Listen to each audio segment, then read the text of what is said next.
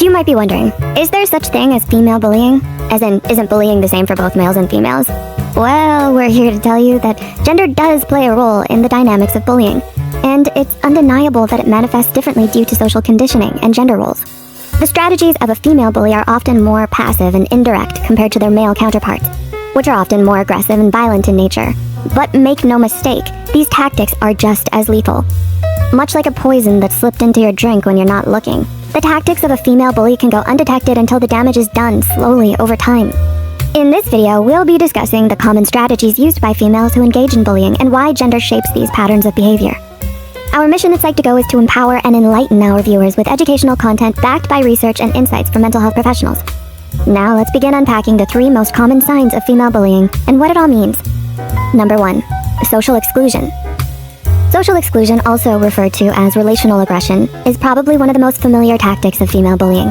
You could even say that social exclusion is the very foundation of successful female bullying because that's where it usually starts. And of course, the drama almost always occurs behind your back. From gossip to smearing your reputation, women who engage in this behavior have to effectively convince others that you are problematic in some way. They have to ostracize you first before you're slowly alienated from the rest of your peers. You can see this strategy at play in school, the workplace, and any other group settings, and it definitely doesn't stop once you reach a certain age. The bullying just transforms into something more subtle and even more sinister. Why else is the popular movie Mean Girls so popular and relatable to the masses? So, why is this such a common tactic among female bullies? A growing number of studies show that women are more sensitive to social exclusion compared to men.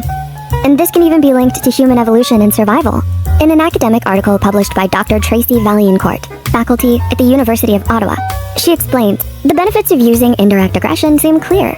Fewer competitors and greater access to preferred mates, which in ancestral times would have been linked to differential reproduction rates, the driving force of evolution by sexual selection. With this in mind, we can see why social exclusion is an effective strategy to bully and harm other women, because it can feel like a threat to our survival and social standing. Passive aggression.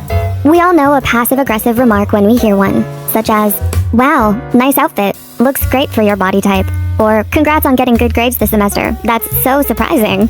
You get the picture. These sneaky indirect attacks are ones we all know too well, and sometimes they even come from our sisters, mothers, and close friends. But what is the official definition of passive aggression? It means denoting or pertaining to a personality type or behavior marked by the expression of negative emotions in passive, indirect ways, such as manipulation or non-cooperation. The key word here is indirect, because the negativity is always masked as a compliment or words of encouragement. This, right here, is precisely why passive-aggressive behavior from bullies is so damaging. Because their behavior is intentionally confusing, which in turn makes it not only more challenging to identify, but also much more difficult to prove. Females who bully often engage in passive-aggressive behavior because it leaves their actions in sort of a gray area. Because their words and actions aren't overtly aggressive or violent. Founder of the popular YouTube channel Healthy Gamer and psychiatrist Dr. K brilliantly outlined why female aggression is passive in nature. When it comes to the neuroscience of female aggression, the first thing to understand is if you look at why women are less overtly aggressive than men. It's because women are much more sensitive to the possibility of retaliation.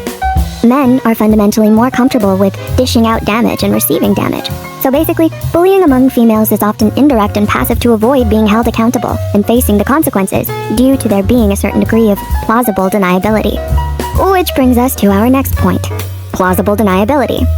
What? I wasn't trying to be mean. I don't know what you're talking about.